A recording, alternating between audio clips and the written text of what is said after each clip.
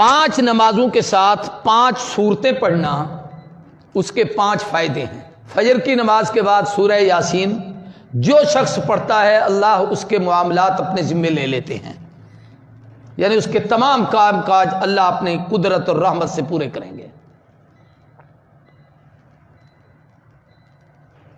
ظہر کی نماز کے بعد سورہ فتح، انا فتحنا لک فتحا مبینا، جو آدمی اس کے پڑھنے کا اہتمام کرتا ہے سورہ فتح کو، اللہ اس وقت تک موت نہیں دیتے جب تک حج عمرہ نہ کر لے۔ تجربہ کر لو۔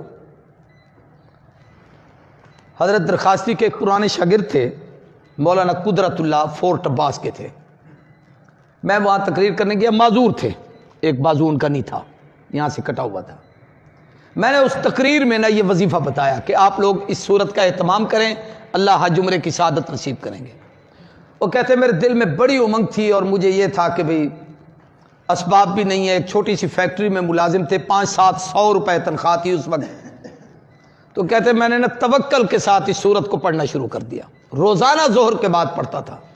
سال نہیں پورا ہوا تھا پڑھتے پڑھتے، کہنے لگے فیکٹری مالک نے ایک دن مجھے بلا کے کہا مولانا صاحب آپ کا وہ پاسپورٹ وغیرہ بنا ہوا ہے۔ میں کہ جی غریب آدمی ہوں، میں نے کوئی باہر سفر پہ جانا ہے کہ پاسپورٹ بنوں؟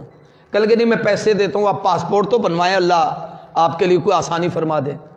کہتے جی اس کے پیسوں سے میں نے پاسپورٹ بنوایا، اس نے مجھے پاسپورٹ لے کے جی ویزا لگوا دیا، خرچے بھی دیے، سفر خرچ بھی دیا، ٹکٹ بھی دیا، 10 روپے بھی میرے خرچ نہیں ہوئے، جیسے گیا تھا اسی طریقے سے سفر کر کے واپس آیا، بلکہ وہاں سے اللہ نے جو نعمتیں دی وہ بھی ساتھ لے کے آیا۔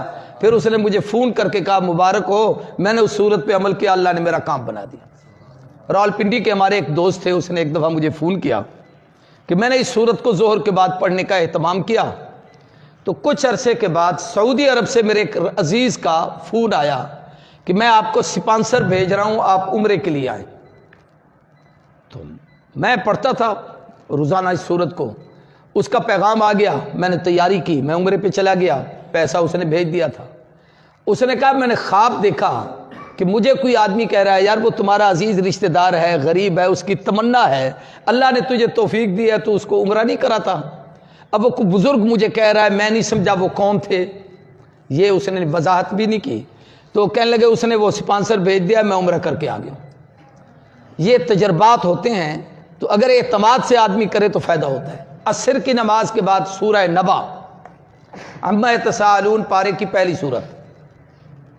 آج کل اس سال وظیفے بڑے لکھ رہے ہو، اتنے وظیفے میں نے پہلے کبھی نہیں لکھوائے۔ یہ دین پورے دی برکت، ورنہ انہیں کو میں تو نہ لکھوں نا۔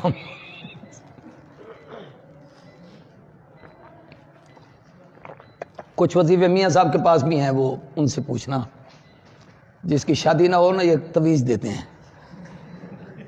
دین پور میں ایک جمعرات ہوتی ہے، اس کو کہتے ہیں چھڑیں دی جمعرات، چھڑے سمجھتے ہو اکیلے جو ہوتے ہیں۔ اس رات اتنے لوگ جمع ہوتے ہیں جس کی حد نہیں، صبح کو لائن لگی ہوتی ہے، سب کو میاں صاحب نام پوچھ کے تویز لکھتے جاتے ہیں، دیتے جاتے ہیں، کام ہو جاتے ہیں۔ تویز کی تو پتہ نہیں اجازت دینا دیں میاں صاحب آپ کو، لیکن وہ یہ ہے کہ تویز لکھ دیں گے آپ کی شادیاں ہو جائیں گی جن کی نہیں ہوئی۔ اچھا توجہ کریں، عصر کی نماز کے بعد سورہ نبا، اس کے پڑھنے کا فائدہ یہ ہے کہ اللہ تعالیٰ قیامت کی ہول ناکی سے محفوظ فرمائیں گے، کیونکہ اس کے آخری رکوع میں جنت اور جہنم کی کیفیات ہیں، اور شروع میں اللہ کی توحید ہے ساری۔ مغرب کے بعد سورہ واقعہ رزق کی برکت کے لیے، عشاء کے بعد سورہ ملک قبر سے، عذاب قبر سے نجات کے لیے۔